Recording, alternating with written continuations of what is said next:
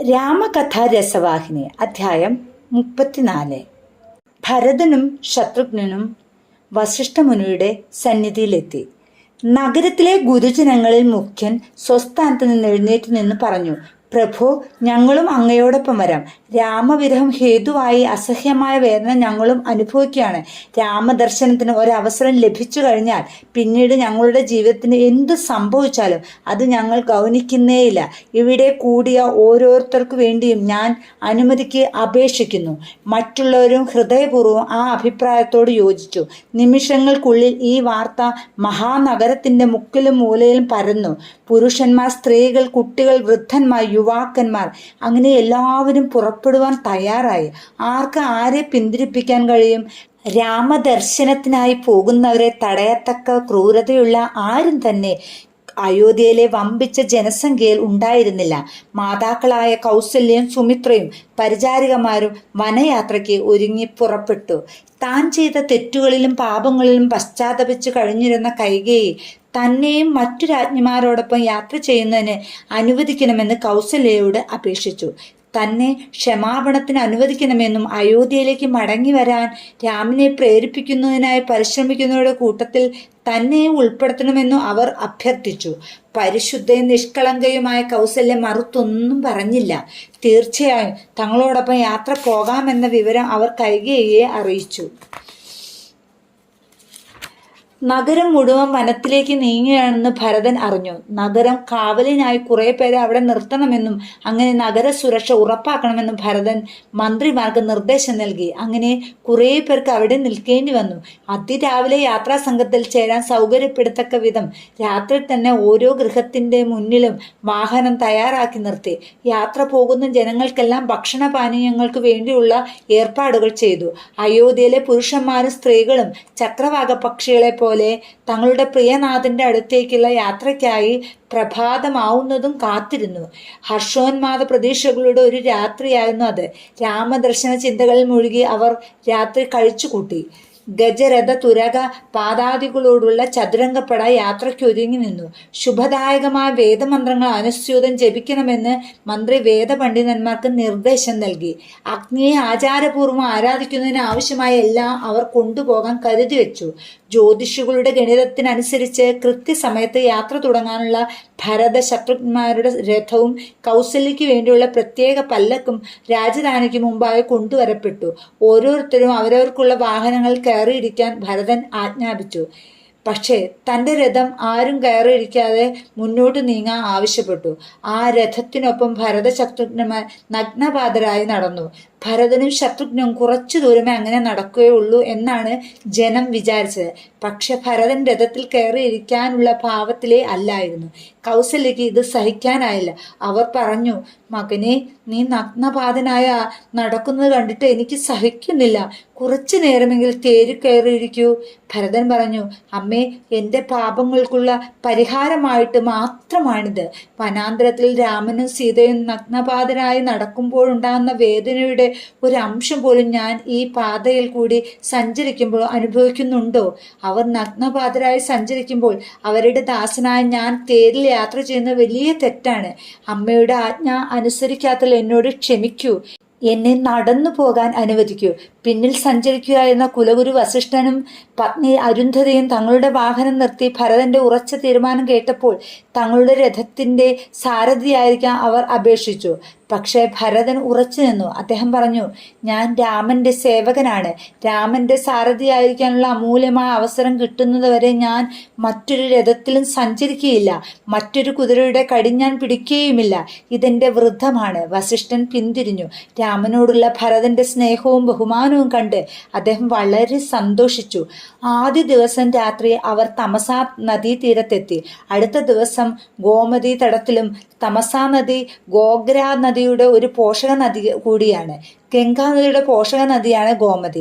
നേരം ഇരുട്ടിയതോടുകൂടി വാഹനങ്ങളെല്ലാം നിർത്തി. സ്ത്രീകൾ, കുട്ടികൾ, വൃദ്ധന്മാർ എന്നിവർക്ക് പ്രത്യേക സങ്കേതങ്ങൾ സൗകര്യപ്പെടുത്തി. വ്യവസ്ഥയോടും ആദരവോടും കൂടി ജനങ്ങൾക്ക് ഭക്ഷണം വിതരണം ചെയ്യാൻ മന്ത്രി സൈനികരോട് ആവശ്യപ്പെട്ടു. യാത്രയിലുടനീളം ഓരോരുത്തരും ഏറ്റെടുത്ത പ്രവൃത്തി ശ്രദ്ധയോടും ഉത്സാഹത്തോടും കൂടി ചെയ്തു തീർത്തു. ആർക്കും ഒരു ബുദ്ധിമുട്ടും ഉണ്ടാകാതിരിക്കാൻ അവർ നല്ല പോലെ ശ്രദ്ധിച്ചു. മൂന്നാം ദിവസം പുലർക്കാലെ അവർ യാത്ര തുടർന്നു. രാത്രിയായതോടുകൂടി സംഘം ശൃംഗിവേരപുരത്ത് എത്തിച്ചേർന്നു. അവിടുത്തെ നിഷാദ രാജാവ് ഈ വമ്പിച്ച ജനക്കൂട്ടത്തെയും സൈന്യത്തെയും കണ്ട് അസ്വസ്ഥനായി. കാരണം ഭരതൻ എന്തിനാണ് സൈന്യമായി വനത്തിലേക്ക് പോകുന്നതെന്ന് അദ്ദേഹം ആശ്ചര്യപ്പെട്ടു. ഈ അസാധാരണ നടപടിയുടെ സാധ്യതകളെ പറ്റി അദ്ദേഹം ചിന്തിച്ചു. മരം വിഷമമയമാണെങ്കിൽ അതിൻ്റെ ഫലവും വിഷമമയമായിരിക്കുമെന്നത് നിർബന്ധമാണ്. കൈകേയി പുത്രൻ എങ്ങനെ നല്ലവനാകും? ഭരതൻ രാമനോട് എതിരിടാനാണോ ഒരുക്കം? ഭരതന്റെ പദ്ധതികൾ പരാജയപ്പെടുത്തുവാൻ അദ്ദേഹം നിശ്ചയിച്ചു. എല്ലാ തോണികളും ഗംഗയിലെ അഗാധതയിൽ ആഴ്ത്തിവെക്കാനും അങ്ങനെ അവർ നദി കടക്കാതിരിക്കാൻ ശ്രമിക്കാനും അദ്ദേഹം സ്വന്തം ആൾക്കാരോട് പറഞ്ഞു. ജീവൻ നഷ്ടപ്പെടുത്തിയിട്ട് പോലും ഭരതനും സംഘവും മറുകരയിൽ എത്തുന്നത് തടയണമെന്ന് അവരോട് ആജ്ഞാപിച്ചു. ശക്തിയിൽ തൻ്റേതിൽ നിന്നും എത്രയോ ഉയർന്ന പടിയിലാണ് ഭരതൻ നയിക്കുന്ന സൈന്യം. എങ്കിലും തൻ്റെ പ്രിയപ്പെട്ട രാമന് വേണ്ടി ജീവൻ പോലും ത്യജിക്കാൻ വേണ്ടി വന്നാൽ അവരെ ആക്രമിക്കാനും നിഷാദ രാജാവ് അമ്പും വില്ലുമായി തയ്യാറായി നിന്നു. ആസന്നമായ യുദ്ധത്തിന് ഒരുങ്ങിക്കൊള്ളാൻ ഗുഹൻ തൻ്റെ അനുയായികൾക്ക് നിർദ്ദേശം നൽകി. അനന്തരം അദ്ദേഹം ഭരതനെ കാണുവാൻ സന്നദ്ധനായി. ശത്രുവായിട്ടോ മിത്രമായിട്ടോ ഭരതൻ വന്നിട്ടുള്ളത് അതോ നിഷ്പക്ഷനായോ? സത്യം എന്തെന്ന് അദ്ദേഹത്തിന് അറിയേണ്ടിയിരിക്കുന്നു. ചക്രവർത്തി വംശത്തിൽപ്പെട്ട ഒരു രാജകുമാരനാണ് ഭരതൻ എന്നറിഞ്ഞതുകൊണ്ട് അദ്ദേഹം കാഴ്ചദ്രവ്യമായ ധാരാളം പുഷ്പങ്ങളും മത്സ്യം, മാംസം, ഫലങ്ങൾ മുതലായ ഒരുക്കി വെച്ചു. ഭരതന് കാഴ്ചവെച്ച സാധനങ്ങളെപ്പറ്റിയും അത് കാണുമ്പോൾ ഭരതനുണ്ടാകുന്ന പ്രതികരണം നോക്കിയിട്ട് അദ്ദേഹത്തിൻ്റെ ഉള്ളിലുള്ള നിശ്ചയവും കണ്ടുപിടിക്കാനായി ഗുഹൻ പദ്ധതിയിട്ടു. ഫലമൂലാദികൾ സാത്വിക ഭക്ഷണമാണ്. അവയാണ് അദ്ദേഹം സ്വീകരിച്ചതെങ്കിൽ അദ്ദേഹം ഒരു സുഹൃത്താണെന്ന് ഗണിക്കാം. വധിക്കപ്പെട്ട മൃഗങ്ങളുടെ മാംസം രാജഭക്ഷണമാണ്. അത് സ്വീകരിക്കുകയാണെങ്കിൽ മധ്യമാർഗം സ്വീകരിച്ച, അതായത് ഭരതൻ നിഷ്പക്ഷത പാലിക്കുന്നതായി കരുതാം. അദ്ദേഹം മിത്രമോ ശത്രുമോ ആയിരിക്കുകയില്ല.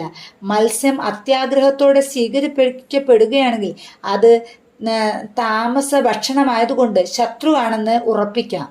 ഈ കാഴ്ചദ്രവ്യങ്ങളുമായ നിഷാദ രാജാവ് ഗുഹൻ ഭരതന്റെ സന്നിധിയിലേക്ക് ചെന്നു. ആദ്യത്തെ കാൽവെൽപ്പിൽ തന്നെ ശുഭസൂചനകൾ അദ്ദേഹത്തെ സ്വാഗതം ചെയ്യുകയുണ്ടായി. അദ്ദേഹത്തിന്റെ ദൃഷ്ടി വസിഷ്ഠ മഹർഷിയിൽ പതിച്ചു. അദ്ദേഹം ഉടൻ മഹർഷിയുടെ പാദങ്ങളിൽ നമസ്കരിച്ചു. തൻ്റെ പേര് അദ്ദേഹത്തെ അറിയിച്ചു. കുലഗുരു അദ്ദേഹത്തെ രാമന്റെ സ്നേഹിതൻ എന്ന നിലയിൽ തിരിച്ചറിഞ്ഞു. മഹർഷി നിഷാദ പ്രമാണിയെ അനുഗ്രഹിച്ചു. ഭരതനെ അടുത്തു വിളിച്ച് രാമന്റെ സ്നേഹിതൻ എന്ന നിലയിൽ ഗുഹനെ രാജകുമാരനെ പരിചയപ്പെടുത്തി.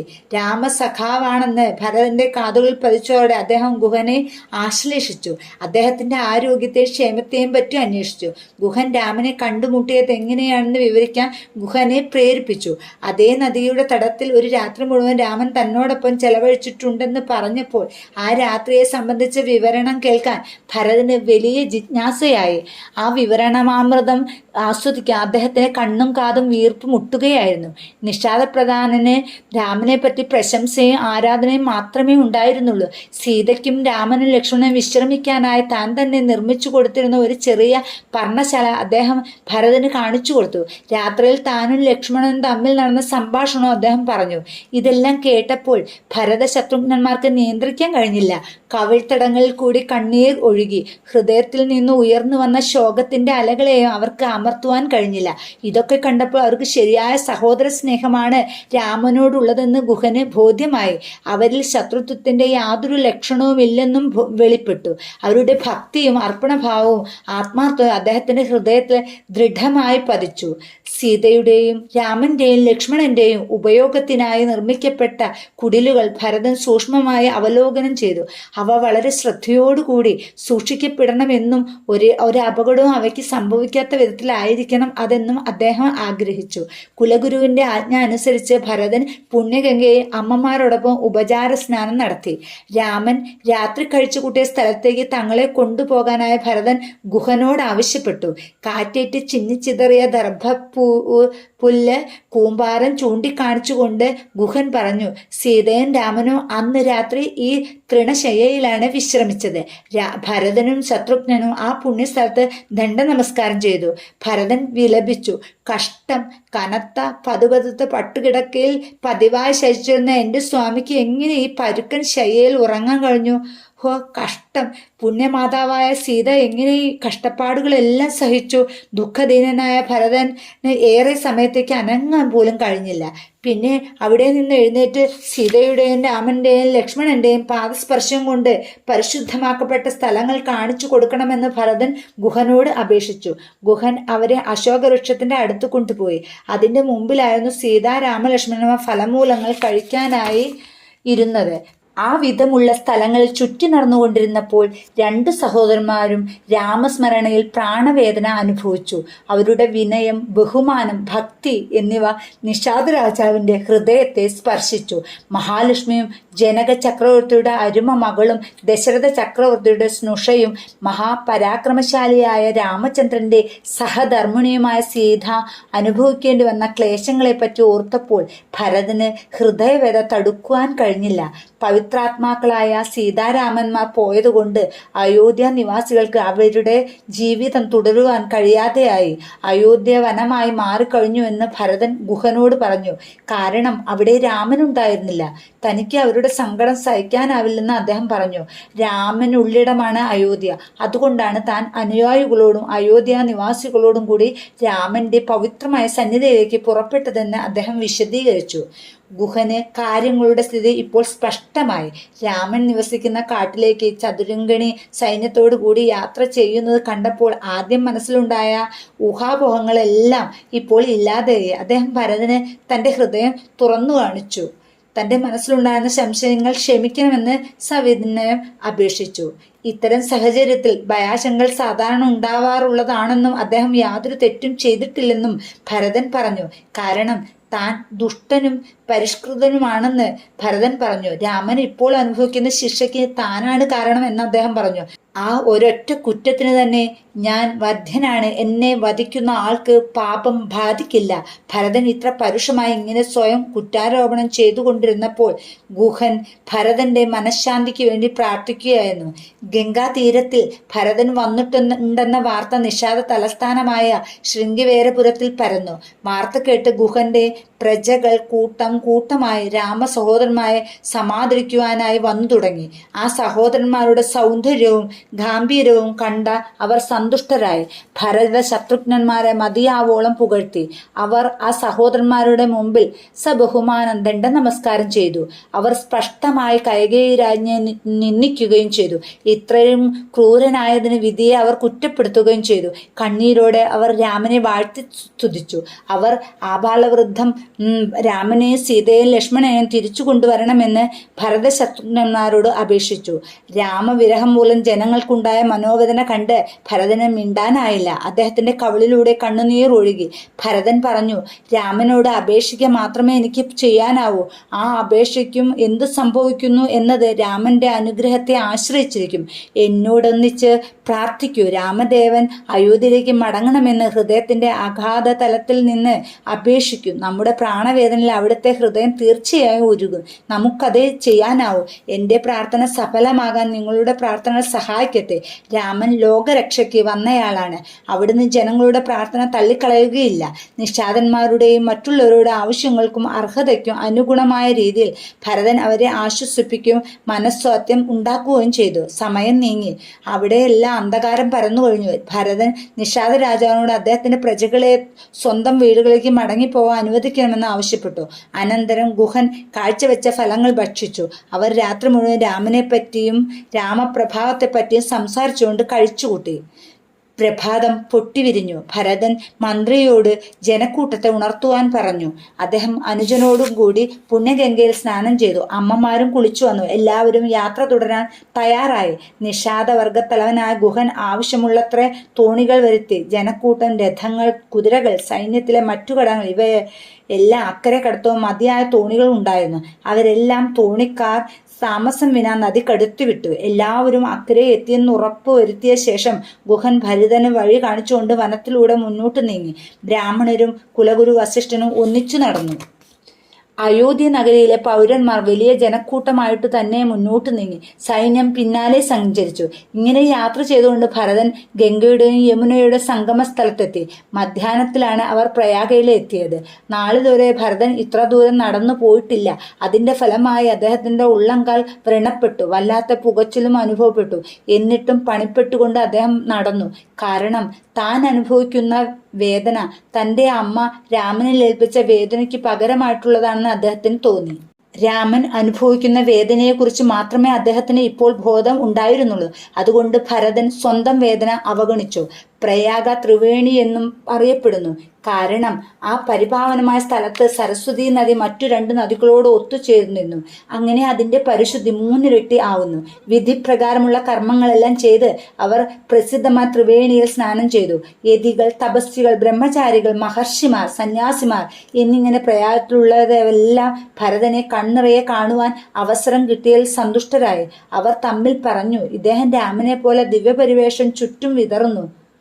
വാസ്തവത്തിൽ രാമനെ പോലെ തന്നെ ഇദ്ദേഹവും. അദ്ദേഹത്തിനെ നോക്കി ആരും കണ്ണു ചിമ്മുക പോലും ഉണ്ടായില്ല. കാരണം അങ്ങനെ ചെയ്താൽ അത്രയും നേരം ദർശനം നഷ്ടപ്പെടുമല്ലോ എന്ന ദുഃഖം. സൈന്യസമേതരായ അമ്മമാരോടും മന്ത്രിമാരോടും കൂടി ഭരത ശത്രുഘ്നന്മാർ വരുന്നുണ്ടെന്ന വിവരം പ്രയാഗിലെ ഭരദ്വാജ ആശ്രമ നിവാസികൾ മുൻകൂട്ടി അറിഞ്ഞു. ഭരദ്വാജ മഹർഷി ശിഷ്യന്മാരെ ഭരത സമീപം അയച്ചു. ഭരതനെയും അനുയായികളെയും ആശ്രമം സന്ദർശിക്കുവാൻ അവർ ക്ഷണിക്കുകയുണ്ടായി. ഈ ക്ഷണം ഒരു ആജ്ഞയായി പരിഗണിച്ച് ഭരത ശത്രുഘ്നന്മാർ ഒന്നിച്ചുള്ള ഒരു ആശ്രമത്തിൽ ചെന്നു. രാജകുമാരന്മാർ സന്യാസി ശ്രേഷ്ഠന്മാരുടെ മുൻപിൽ ദണ്ഡ നമസ്കാരം ചെയ്തു. ഭരദ്വാജൻ അവരെ ചുമലിൽ പിടിച്ചെഴുന്നേൽപ്പിച്ചു. വളരെ സ്നേഹത്തോടുകൂടി അടുപ്പിച്ചു നിർത്തി. അദ്ദേഹം അവർക്ക് നവോന്മേഷം പകർന്നു കൊടുക്കുന്ന ശീതളപാനീയം നൽകി. രാമന്റെ വനവാസത്തിൽ തന്റെ പങ്ക് വെളിപ്പെട്ടേക്കുമോ എന്ന് ചിന്തിച്ച് ഭരതൻ ലജ്ജിച്ചു. നമ്രശിരസ്കനായിരിക്കുന്ന മഹർഷി കണ്ടു. ആ മൗനത്തിന്റെയും സങ്കോചത്തിന്റെയും കാരണം ഭരദ്വാജന് മനസ്സിലായി. അദ്ദേഹം പറഞ്ഞു, ഭരത, ഒരു ഭയാശങ്കകളും നിനക്ക് വേണ്ട. സംഭവിച്ചതെല്ലാം എനിക്കറിയാം. വിധിയുടെ ഗതി ആർക്കും നയിക്കുവാനോ നിയന്ത്രിക്കുവാനോ സാധ്യമല്ല. അമ്മ ആവശ്യപ്പെട്ട വരങ്ങളെ സംബന്ധിച്ച് നീ എന്തിനു പരിതപിക്കുന്നു? ഇക്കാര്യത്തിൽ ഒരു തെറ്റും നിന്റെ അമ്മയിലും ഇല്ല. ദേവിയേച്ച് അവരെ ആ വരങ്ങൾ ആവശ്യപ്പെടുവാൻ പ്രേരിപ്പിച്ചു. കൈകേയി രാമനെ സ്വന്തം ശ്വാസം പോലെ സ്നേഹിക്കുന്ന വിവരം എനിക്കറിയാം. അതുകൊണ്ട് അവരുടെ മനസ്സിലുണ്ടായ മാറ്റത്തിന്റെ കാരണം മാനുഷികമായ ചിന്തയിലും കാരണബുദ്ധിയിലുമല്ല തിരയേണ്ടത്, ദൈവിക പദ്ധതിയിലും മാത്രമാണ്. ഈ ലോകം സംഭവങ്ങളുടെ ന്യായവിചാരം ചെയ്യുമ്പോൾ കൈകേയി തെറ്റ് ചെയ്തിട്ടുണ്ടെന്ന് പറയും. വേദങ്ങൾ പ്രസ്താവിക്കപ്പെട്ടതുപോലെ രസനയുടെ അധിഷ്ഠാനമൂർത്തിയായ സരസ്വതി ദേവിയാണ് തെറ്റു ചെയ്തത്. സർവശക്തന്റെ ഇച്ഛയ്ക്ക് അനുസരണമായാണ് ഇവയൊക്കെ നടക്കുന്നതെന്ന് മനസ്സിലാക്കുക. ഭരത, ലോകം നിന്റെ നിഷ്കളങ്കമായ യശസ്സിനെ പറ്റി ആവേശഭരിതമായി പാടിപ്പുകഴ്ത്തും. നിന്നെ പോലെയുള്ളവരെ കൊണ്ടാണ് വേദങ്ങൾ കൂടുതൽ വിലമതിക്കപ്പെടുന്നത്. അവയുടെ തത്വങ്ങളെ നിന്നെ പോലുള്ളവർ മാതൃകകൾ കാട്ടി വിശദീകരിക്കുന്നു. അവയുടെ പ്രഭാവത്തെ പ്രദർശിപ്പിച്ച് ബോധ്യപ്പെടുത്തുകയും ചെയ്യുന്നു. അറച്ചു നിൽക്കേണ്ട. അച്ഛനാൽ രാജ്യം അർപ്പിക്കപ്പെട്ട മകൻ അക്കാരണത്താൽ തന്നെ അത് ഭരിക്കാനുള്ള അവകാശത്തിനും അർഹനായിത്തീരുന്നു. കഠിനനിഷ്ഠയുള്ള ആ സത്യത്തിന്റെ അനുഗാമി ഉത്കൃഷ്ടമാത്മാവായ ദശരഥ ചക്രവർത്തി സാമ്രാജ്യം നിനക്ക് തന്നു. രാജധർമ്മം അനുസരിച്ച് പ്രവർത്തിക്കണമെന്ന് ആജ്ഞാപിക്കുകയും ചെയ്തു. രാമനെ നാടുകടത്തിയതിന്റെ ഫലമായി ആപത്തുകളുടെ ശ്രേണി തന്നെ ഉണ്ടായിട്ടുണ്ട്. ലോകം മുഴുവൻ ദുഃഖത്തിലാണ്ടിരിക്കുന്നു. ഇപ്പോൾ നിന്റെ അമ്മ അവർ ചെയ്ത കാര്യങ്ങളെക്കുറിച്ച് ദയനീയമായി പശ്ചാത്തപിച്ചുകൊണ്ടിരിക്കുകയാണ്. എന്നാൽ നീ യാതൊരു തെറ്റിനാലും സ്പർശിക്കപ്പെട്ടിട്ടില്ല. നീ നിഷ്കളങ്കനും കുറ്റമറ്റവനും ആണ്. നീ സാമ്രാജ്യം ഭരിക്കുകയാണെങ്കിൽ നിന്നെ ഇപ്പോൾ യാതൊരു ദോഷവും ബാധിക്കുകയില്ല. നീ ഭരണത്തിന്റെ കടിഞ്ഞാൺ കയ്യിലെടുത്തിരിക്കുന്നു എന്നറിഞ്ഞാൽ രാമൻ സത്യത്തിൽ വളരെ സന്തുഷ്ടനാവും. നീ ഇപ്പോൾ ഏർപ്പെട്ടിട്ടുള്ള കാര്യം എത്രയും സ്തുത്യർഹമാണെന്ന് പറയാതിരിക്കാൻ എനിക്ക് നിവർത്തില്ല.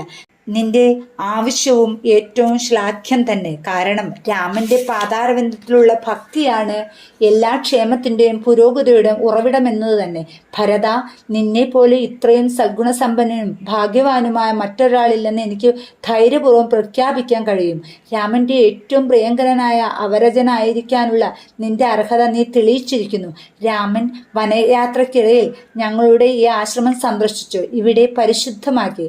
ആ രാവിൽ മധ്യരാത്രി വരെ രാമൻ എന്നോടും മുഖ്യമായി നിന്നെയും നിന്റെ ഗുണങ്ങളെയും സംബന്ധിച്ച് സംസാരിക്കുകയായിരുന്നു.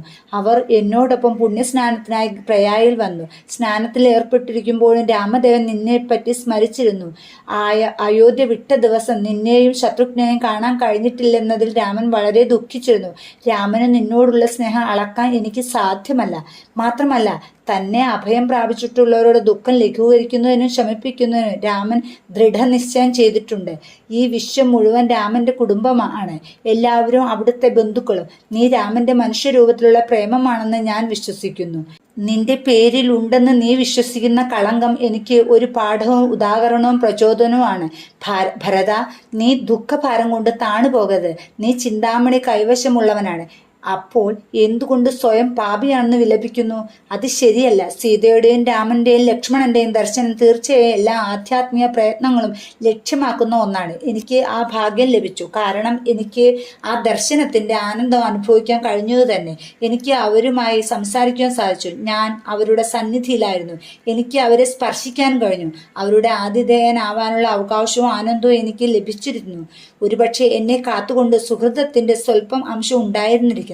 കാരണം എനിക്ക് നിന്റെ ദർശനത്തിന്റെ ആനന്ദം അനുഭവിക്കാൻ ഇന്നു കഴിഞ്ഞുവല്ലോ.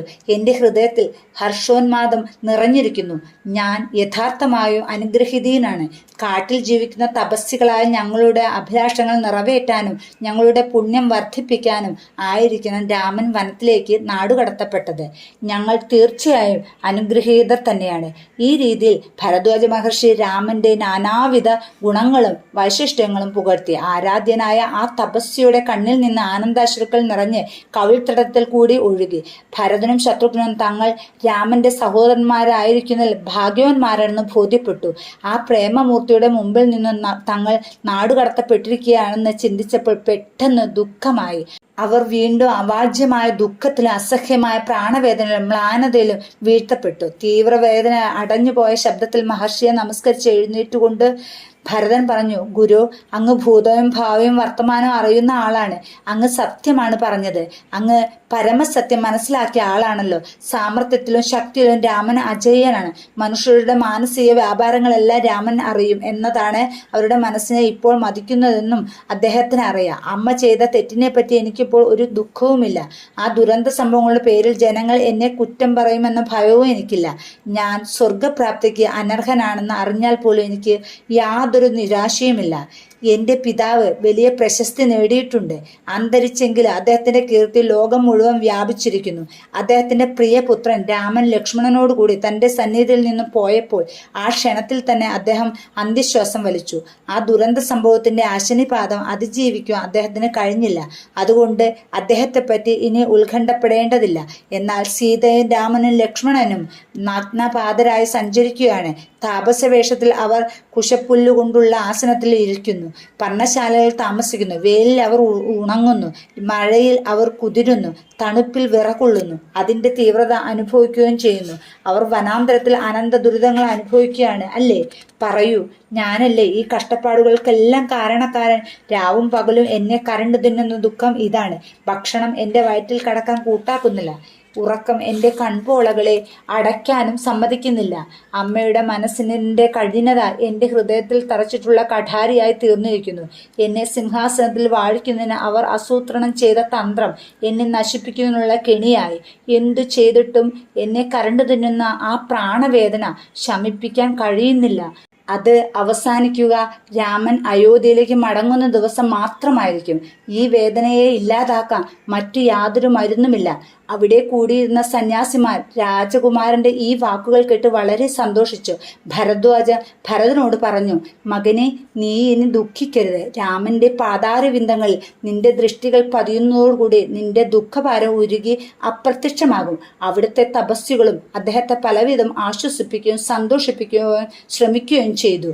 ഇതിനിടയിൽ ഭരദ്വാജ മഹർഷി ഒരു ശിഷ്യനെ വിളിച്ച് ഭരത ശത്രുഘ്നന്മാർക്ക് സമർപ്പിക്കുന്നതിനായി കുറെ ഫലമൂലാദികൾ കൊണ്ടുവരാൻ നിർദ്ദേശിച്ചു. ആരംഭിച്ചു. രാമനെ ദർശിക്കാനുള്ള ഈ ഔത്സുക്യത്തിൽ യാത്രയിൽ വഴിക്ക് നേരിടുന്ന അനേകം ക്ലേശങ്ങളെ യാതൊരു ആവലാതിയും പ്രകടിപ്പിക്കാതെ സഹിച്ചിട്ടുള്ള അംഗരക്ഷകന്മാർ, മന്ത്രിമാർ, രാജസ്തുതി പാഠകന്മാർ, അയോധ്യ നിവാസികൾ തുടങ്ങിയവർക്കെല്ലാം ഭക്ഷണം നൽകുവാനുള്ള ഏർപ്പാടുകൾ ചെയ്യാനും അദ്ദേഹം ശിഷ്യന്മാരോട് ആവശ്യപ്പെട്ടു.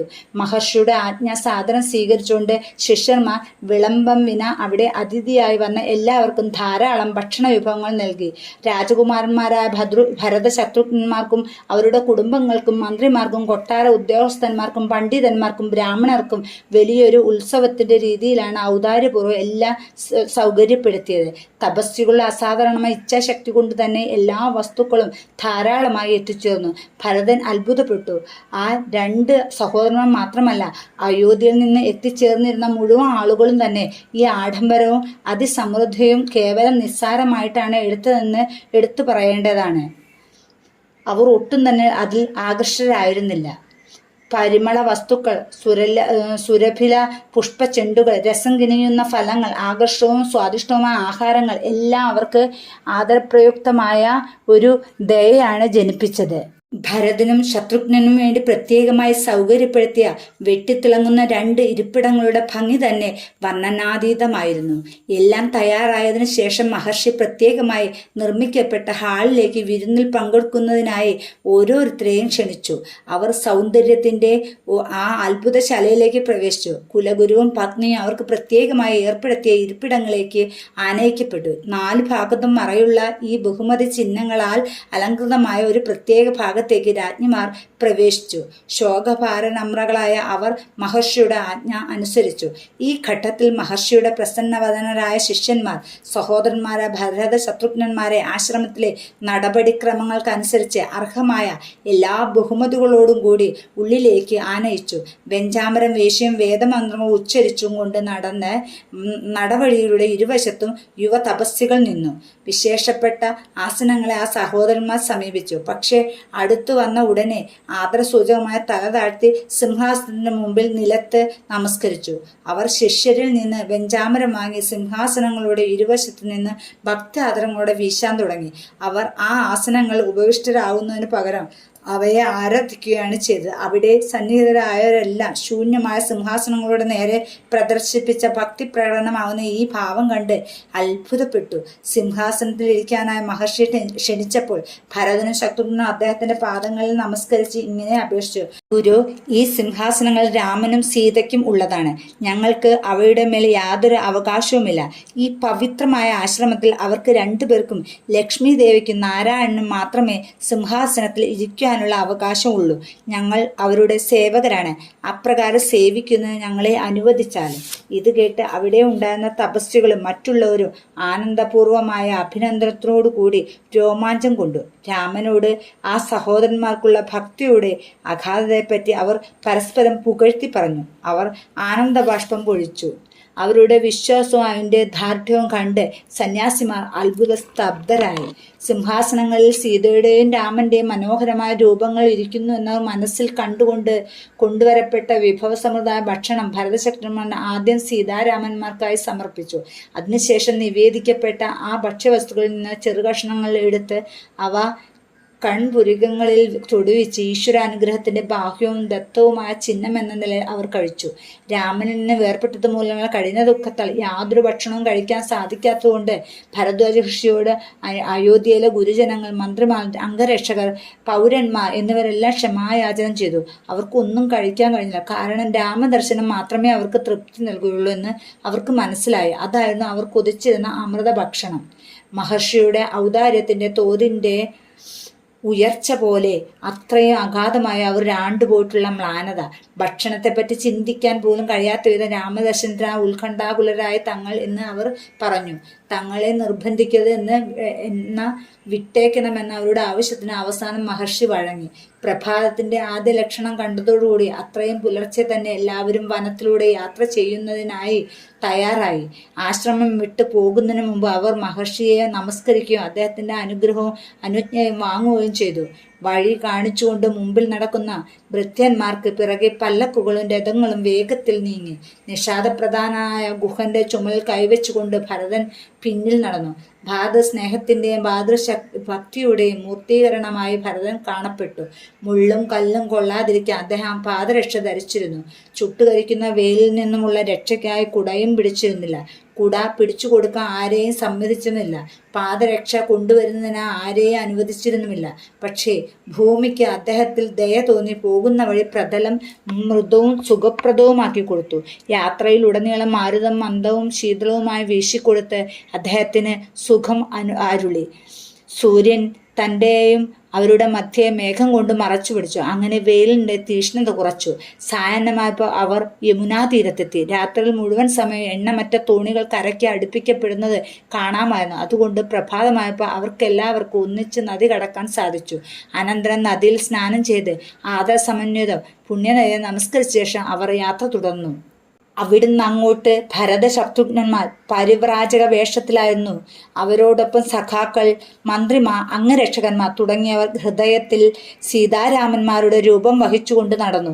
ഗ്രാമനിവാസികൾ ആ ജനക്കൂട്ടത്തെ കണ്ട് ഭയാദരങ്ങളോടെ നിന്നു. നദിയിൽ നിന്നും വെള്ളം കൊണ്ടുവരാൻ പോയിരുന്ന സ്ത്രീകൾ ഭരതശത്രുന്മാരെ കണ്ട് വഴിയിൽ പാത്രം വെച്ച് വിസ്മയത്തോടെ രണ്ട് സഹോദരന്മാരെയും ദർശനം തടസ്സപ്പെട്ടു പോകാതിരിക്കാൻ കൺപോള കൂട്ടാതെ നോക്കി നിന്നു. അവരാരാണെന്ന് ആ സ്ത്രീകൾ അത്ഭുതപ്പെട്ടു. കുറച്ചു ദിവസം മുമ്പ് ഇതുവഴി പോയ രാമലക്ഷ്മണന്മാരാണ് ഇവർ. ഈ യാത്രയിൽ സീത അവരുടെ കൂടെ ഇല്ലെന്നും പകരം സായുധ സൈന്യവും രഥങ്ങളും ആനകളും കുതിരകളും മറ്റും ആണ് ഉള്ളതെന്നും അവർ കണ്ടു. സീത അപ്പോൾ എവിടെയായിരിക്കുമെന്ന് അവർ ആലോചിച്ചു. നടന്നു നീങ്ങുന്ന ജനക്കൂട്ടത്തിൽ അവർ ഔത്സുക്യപൂർവ്വം ജിജ്ഞാസയോടെ സീതയെ തിരഞ്ഞു. കണ്ടില്ല. അവർ തങ്ങളുടെ സ്നേഹിതകളുമായി പതുക്കെ പറഞ്ഞുകൊണ്ട് ആ നിരാശ പങ്കിട്ടു. അവർ രാമനെയും ലക്ഷ്മണനെയും അന്ന് കണ്ടപ്പോൾ ആ സഹോദരന്മാർ ശാരീരികമായ ആകർഷത്വം കൊണ്ടും യൗവന സദ്ഗുണങ്ങൾ, ബുദ്ധി എന്നിവ കൊണ്ടും വളരെ ശോഭിച്ചിരുന്നു. എന്നാൽ ഇന്ന് അവരുടെ മുഖത്ത് കനത്ത ശോകത്തിന്റെ മ്ലാനതയാണ് കണ്ടത്. അതിനാൽ അന്ന് ഈ വഴി പോയവരായിരിക്കില്ല ഇവർ എന്ന് ഒരു സ്ത്രീ വാദിച്ചു. രാജകീയ സംഘത്തിലെ ഒരു ചാരൻ ഇവരുടെ ഈ സംഭാഷണം കേട്ടു. അത് ഭരതനെ രഹസ്യമായി അറിയിച്ചു. അവർ രാമന്റെ സഹോദരന്മാരാണെന്നും രാമദർശനത്തിനായി അവർ പോകുകയാണെന്നും താമസിയാതെ അവർ മനസ്സിലാക്കി. ഈ വിവരം കേട്ടപ്പോൾ പരുക്കൻ സ്വഭാവക്കാരിയ ഒരു സ്ത്രീക്ക് കോപമായി. അവർ ചോദിച്ചു, അച്ഛൻ കൊടുത്ത സാമ്രാജ്യം ഭരിച്ചു കൊണ്ടിരുന്ന ഇദ്ദേഹത്തെ നോക്കൂ. തൻ്റെ ജ്യേഷ്ഠന്റെ ദർശനത്തിന് സായുധ സേനകളോടുകൂടി പോകുന്നു. ഇദ്ദേഹത്തിന് ലജ്ജയില്ലേ? ഈ ഘട്ടത്തിൽ മറ്റൊരുത്തി അവളെ തടഞ്ഞുകൊണ്ട് പറഞ്ഞു, സഹോദരി, അങ്ങനെ പറയാതെ. നമ്മുടെ ദശരഥ ചക്രവർത്തിക്ക് അത്തരം കഠിനഹൃദയരായ സന്താനങ്ങൾ ഉണ്ടാവുകയില്ല. അദ്ദേഹം സൈന്യവുമായി രാമസമയം പോകുന്നത് രാമനെ അയോധ്യയിലേക്ക് തിരിച്ചു കൊണ്ടുവരുന്നതിനായിട്ടായിരിക്കും. രാജകീയ ബഹുമതികളോടെ രാമനെ കൂട്ടിക്കൊണ്ടു പോകാനായിരിക്കും. മൂന്നാമതൊരാൾ ഈ അഭിപ്രായം സ്വീകരിക്കുന്നുവെന്ന് പ്രഖ്യാപിച്ചു. അവർ പറഞ്ഞു, അതെ അതെ, ഭൂമിയിൽ ഏതൊരു മാളത്തിൽ ഏതൊരു പാമ്പാണുള്ളതെന്ന് ആർക്കറിയാം? ഒരാളുടെ സ്വഭാവത്തെറ്റി മറ്റൊരാൾക്ക് ഒന്നും പറയാനാവില്ല. മറ്റുള്ളവരുടെ പ്രവർത്തനങ്ങൾക്ക് പ്രേരണ കൊടുക്കുന്ന ഉദ്ദേശത്തെയും വികാരത്തെ അവർ പരിശോധിക്കുവാനാകും. അത് വളരെ ഉയർന്ന നിലവാരത്തുള്ളതായിരിക്കുമെന്ന് എനിക്ക് തോന്നുന്നു. എന്നാൽ രാമൻ സത്യത്തെ ആചഞ്ചലമായി അവലംബിക്കുന്ന ആളാണ്. ആര് അവിടത്തോട് അഭ്യർത്ഥിച്ചാലും പ്രാർത്ഥിച്ചാലും 14 സംവത്സരം നാട് കടത്തപ്പെട്ട നിലയിൽ അത്രയും കാലം കാട്ടിൽ കഴിച്ചുകൂട്ടയല്ലാതെ രാമൻ അയോധ്യയിലേക്ക് മടങ്ങുകയില്ല. ഇതെന്റെ വിശ്വാസമാണ്. ഈ വിധം അവർ തങ്ങളുടെ ഉത്കൃഷ്ടമായ അഭിപ്രായങ്ങൾ പ്രകടിപ്പിച്ചു. ഗ്രാമീണ വനിതകളുടെ ഈ സംഭാഷണം ചാരന്മാർ ഭരതനെ അറിയിച്ചു. നാട്ടിൻപുറങ്ങളിലെ ഈ ലോകപരിചയം കുറഞ്ഞ സ്ത്രീകൾ പോലും രാമന്റെ മഹത്വത്തെപ്പറ്റി ഇത്രയും അത്ഭുതകരമായ വിധം ആധികാരമായി മനസ്സിലാക്കിയിട്ടുണ്ടെന്നറിഞ്ഞപ്പോൾ ഭരതൻ വളരെ സന്തുഷ്ടനായി. അങ്ങനെ ഭരതശത്രുഘ്നന്മാർ സ്വന്തം വിനയത്തെയും പാതഭക്തിയെയും സംബന്ധിച്ചുള്ള പ്രശംസകൾ കേട്ടുകൊണ്ട് സഞ്ചരിച്ചു. തങ്ങളുടെ മനസ്സ് അവർ എപ്പോഴും രാമനിൽ തന്നെ ഉറപ്പിച്ചു നിർത്തിയിരുന്നു. മുൻപോട്ട് പോകുന്തോറും അനേകം ബ്രാഹ്മണരെയും തപസ്സുകളെയും സന്യാസിമാരെയും മറ്റനേകം പുണ്യാത്മാക്കളെയും കണ്ടുമുട്ടുകയുണ്ടായി. രാമനെയും അവിടുത്തെ സദ്ഗുണങ്ങളെയും കീർത്തിക്കുന്ന സന്തോഷകരമായ ധർമ്മത്തിൽ ഏർപ്പെട്ടിരിക്കുന്നവരായിരുന്നു അവരെല്ലാം. ഭരതൻ അവരെ നമസ്കരിച്ചു. അവർ വരുന്നത് എവിടെ നിന്നാണെന്ന് അന്വേഷിച്ചു. ഹർഷോന്മാദത്തിന്റെ ഉയർന്നു വരുന്ന അലകൾ നിയന്ത്രിക്കാൻ ആ പുണ്യാത്മാക്കൾ വളരെ പണിപ്പെട്ടു. ഉത്തരം പറയുവാൻ അവർക്ക് അവസാന ശബ്ദം സ്വാധീനമായി. ഔത്സുക്യപൂർവമായ പ്രതീക്ഷയോടെ ഭരതൻ അവരെ വീക്ഷിച്ചു. തങ്ങൾ സീതയുടെയും രാമന്റെയും ലക്ഷ്മണനും ദർശനം ലഭിച്ചു കഴിഞ്ഞിട്ട് മടങ്ങുകയാണെന്ന് അവർ പറഞ്ഞപ്പോൾ ഭരതനും ശത്രുഘ്നനും അവരെ സാഷ്ടാംഗം നമസ്കരിച്ചു. അവരുടെ കവിൾത്തടത്തിലൂടെ ആനന്ദബാഷ്പം ഒഴുകി. ഭരതൻ പറഞ്ഞു, ഓ, നിങ്ങൾ എത്ര ഭാഗ്യവാന്മാരാണ്. പറയൂ, രാമദേവൻ എത്ര ദൂരെയാണുള്ളതെന്ന് പറയൂ. അവരെവിടെയാണുള്ളത്? സന്യാസിമാരുടെ ആരോഗ്യത്തെയും ക്ഷേമത്തെയും പറ്റി അവർ അന്വേഷിച്ചു. അവർക്ക് കുറേ ദൂരം കൂടി സഞ്ചരിക്കേണ്ടതുണ്ടെന്നറിഞ്ഞപ്പോൾ അവിടെ തന്നെ അവരോടൊപ്പം ആ രാത്രി കഴിച്ചു കൂട്ടാൻ തീരുമാനിച്ചു. പ്രഭാതമായി തങ്ങൾ ചിത്രകൂടജലത്തിന് വളരെ അടുത്തുള്ളതെന്ന് അവർക്ക് മനസ്സിലായി. രാമനെയും ലക്ഷ്മണനെയും സീതാമാതാവിനെയും കാണാനുള്ള തീവ്രതയിൽ അവർ ഇരട്ടി വേഗത്തിൽ യാത്ര തുടർന്നു. മധ്യാഹ്നമായപ്പോൾ യാത്രാസംഘം മന്ദാകിനി നദിയുടെ മർമ്മര ശബ്ദം കേട്ടു തുടങ്ങി. ചിത്രകൂട ശിഖരം വ്യക്തമായി കാണുവാനും കഴിഞ്ഞു. ചിത്രകൂട ശൃംഗം കാണാറായപ്പോൾ അവർ ദണ്ഡ നമസ്കാരം ചെയ്തു. എഴുന്നേറ്റ് നിന്നു പുതുശക്തിയോടുകൂടി അവർ മുന്നോട്ട് നടന്നു. അത്യന്തം തളർന്നു പോയതുമൂലം നിരാശപ്പെട്ടുകൊണ്ടിരുന്ന അവർക്ക് പെട്ടെന്ന് ആനയുടെ ശക്തി കൈവന്നതായി അനുഭവപ്പെട്ടു. അവർ അതിവേഗം നടന്നു. തങ്ങളുടെ ശാരീരിക സ്ഥിതിയെ സംബന്ധിച്ച് ശ്രദ്ധിച്ചതേയില്ല. പല്ലക്ക് ചുമന്ന് പൊട്ടി ചോര ഒലിച്ചിരുന്ന കാലടികളോടുകൂടി മുന്നോട്ട് നീങ്ങിയവർ ജയ ജയ എന്ന ചൈതന്യദായകമായ ശബ്ദം പുറപ്പെടുവിച്ചുകൊണ്ട് രാമനാമം ഉച്ചരിച്ചുകൊണ്ടും മുന്നേറിയപ്പോൾ പെട്ടെന്ന് പുതിയ ശക്തി ലഭിച്ചതായി അവർക്ക് അനുഭവപ്പെട്ടു. ഇതിൻ്റെ തുടർച്ച 35-ാം അധ്യായത്തിൽ. ജയ് സായിറാം.